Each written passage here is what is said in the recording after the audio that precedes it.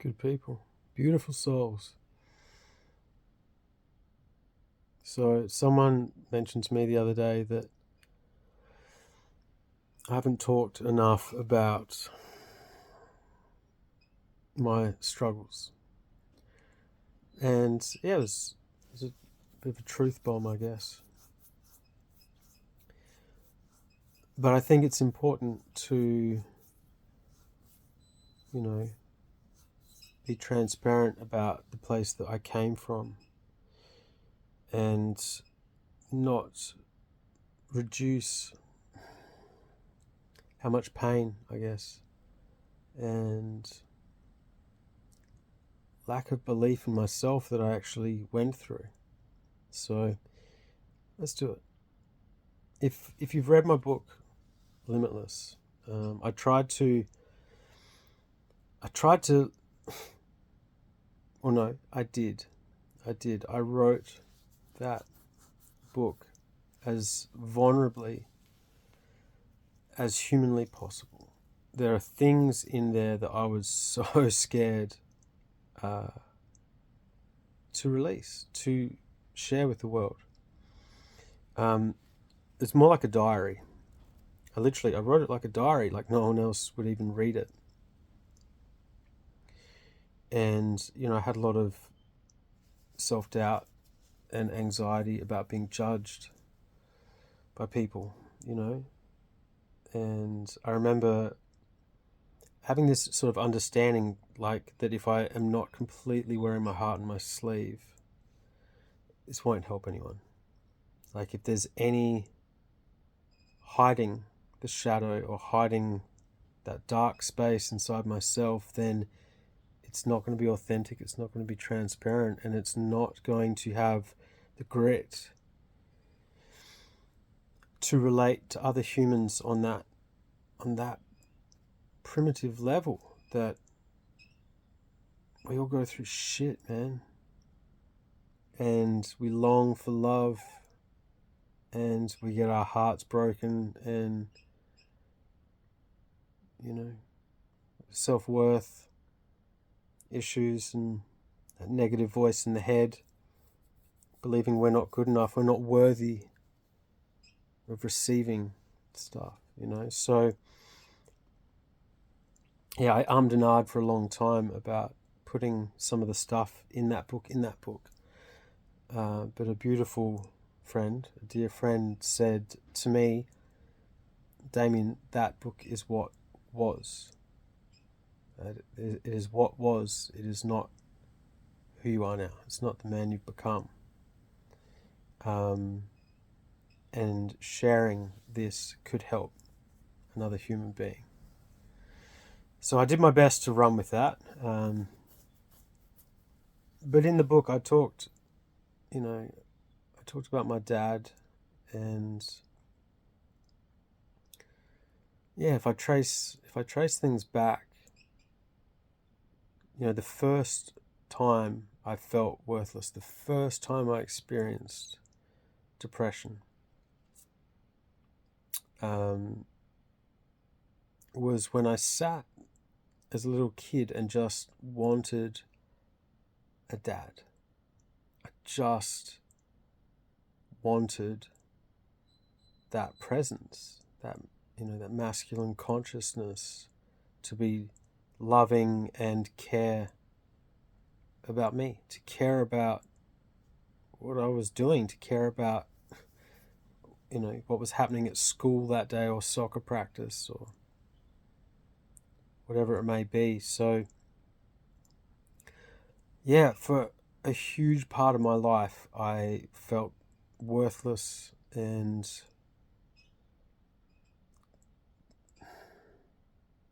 didn't believe that I was worthy of someone caring about me, of love. That little demon, that shadow, to this day, when I go unconscious, or when I'm just wound up in stress of whatever's going on, work or music or stuff, that old pattern will come back in again. And luckily, I've got a couple of beautiful people, some truly gorgeous people in my life right now that know me better than I know myself, and just lend that ear or that shoulder and can sort of show me those patterns coming back inside myself,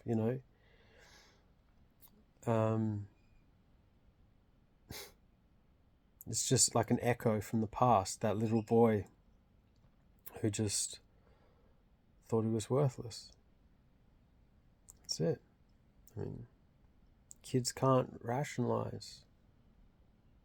Kids are just little kids, man. And at such a young age, when you're so suggestible and you form such a strong belief, such a negative and powerful belief, it was crippling.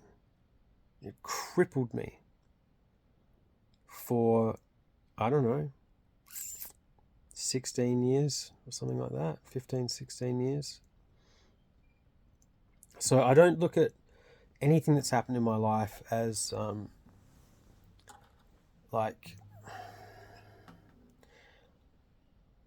don't know, I guess I've reached a point now after everything I've been through where I see the teaching, I see the diamond in all of it.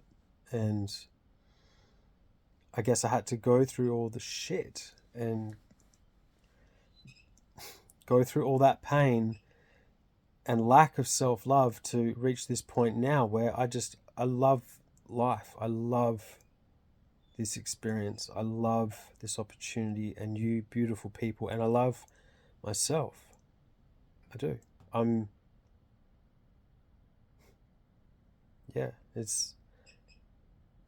proud. I'm proud of myself. But it took a lot to get here, and that's the journey, that's life. That's what we signed up for. And so what I know is that, we don't want to ever suppress anything. Anything we resist, fight, push down, bury, mask, suppress, becomes toxic, like literally toxic to our body, to the cells in our body, and to our immune system, our sense of self, and what could be more important. And so I've just learned that the more I am vulnerable and the more I embody and experience my emotion, whatever it is, as messed up as that feeling is, that heartache, whatever it may be, if I just let it come into my body and go all the way into it, if I need to scream or go for a run or cry or whatever it takes, I just move the energy now. And a lot of my songwriting has come out of needing to heal a part of myself, needing to heal something in my energy body, like spiritually. And it's like the song is this gift, it's this beautiful thing that comes through me. I don't know how other people write, but the way I write is something is trying to express through me, and I'm just doing the best I can to let it out and not let my mind get in the way, not get all analytical or try and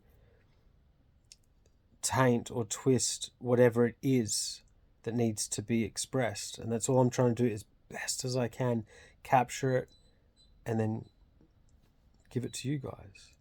And there's been a handful of songs where it's been 99% of the purity of that message. I've captured it, and it's come through as I felt it, as I wanted it.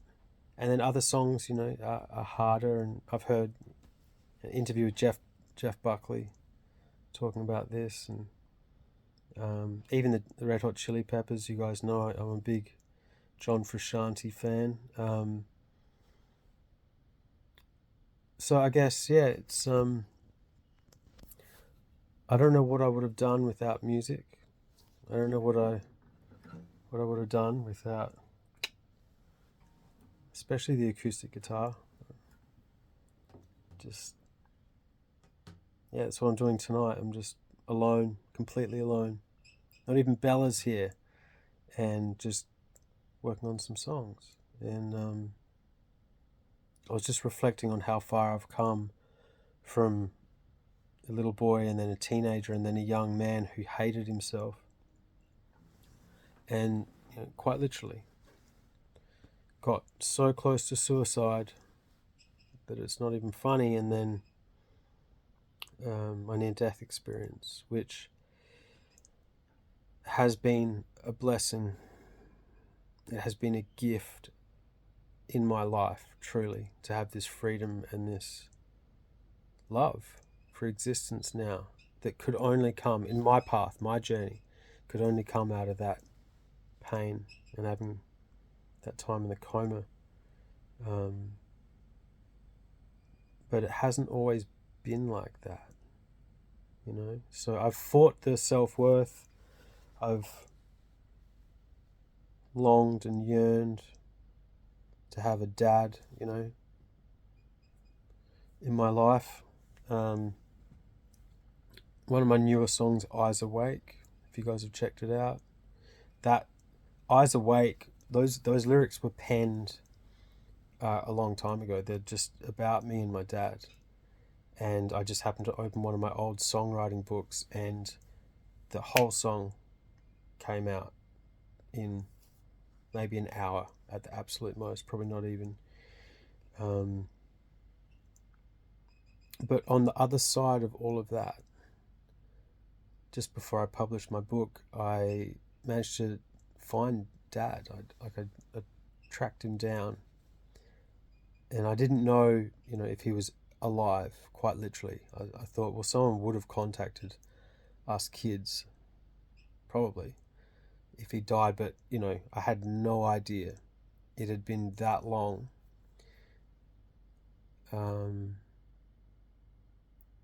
And everything I've learned on this journey and taught and been writing about has always been about compassion, about speaking your truth, about suppressing nothing.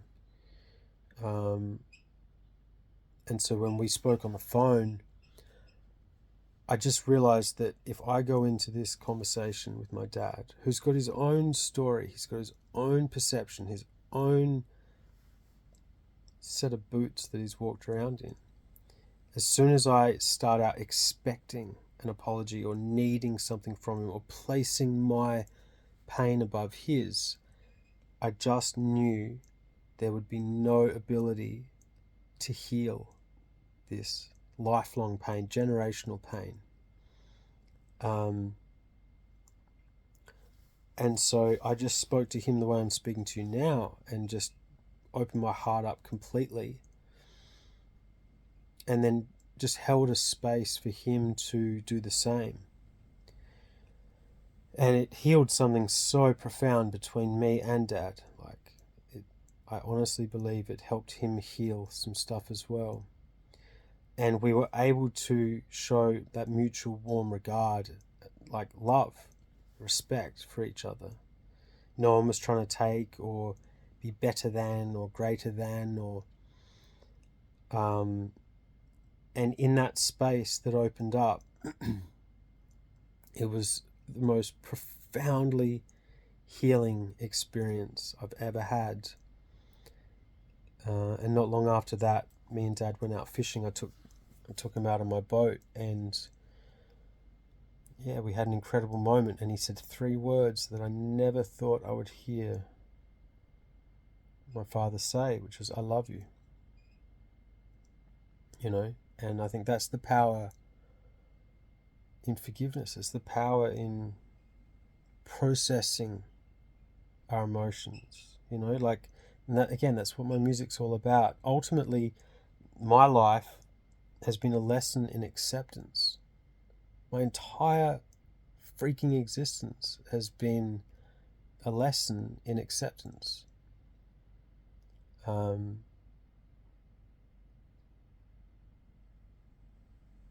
And it just feels like the more I would resist and fight reality and fight and suppress what is, the more I hated myself and fell into the darkness. And now the more I've been able to just let the past be.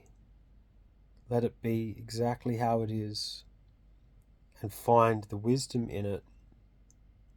Then more creativity and joy and gratitude has just like poured out of me. You know, as each day, each week, and each year goes by now. So, but yeah, I guess this video went way over time, but I just wanted to, yeah, be totally real with you. It hasn't always been the way it is now. It's a journey. It's a process that I've gone through. But yeah, there was a comment just recently saying, you know, that I'm almost like brushing over the reality of where I've come from and my past. And so, all right, I thought I better jump on some sort of social media platform and just be real about it. The ups and downs, that's part of the experience. It's like it's how we learn to ride that wave, and having some sort of outlet, you know, whatever it is for you, meditation or poetry or nature or, you know, sport, whatever, time with your family, time alone, solitude as well, some sort of avenue, some sort of way that we can find that acceptance, find that peace,